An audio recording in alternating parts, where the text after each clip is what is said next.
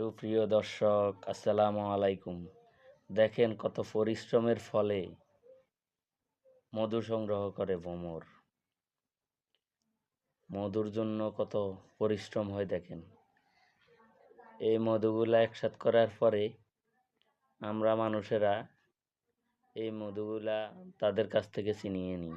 দেখেন কত পরিশ্রম। পরিশ্রম ছাড়া কোনো কিছুই সম্ভব না।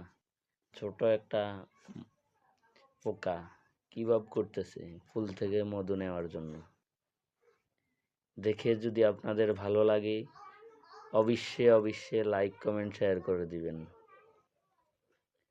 আর কমেন্ট বক্সে গিয়ে জানাবেন ভিডিওটা কেমন হয়েছে। দেখেন বন্ধুরা, মধু পোকার পা দুইটা কিরকম হলুদ। দেখেন, অবশ্যই আপনাদের ভালো লাগবে। এত সুন্দর ভিডিও কার না ভালো লাগে। তারপরেও আপনাদেরকে রিকোয়েস্ট করতেছি,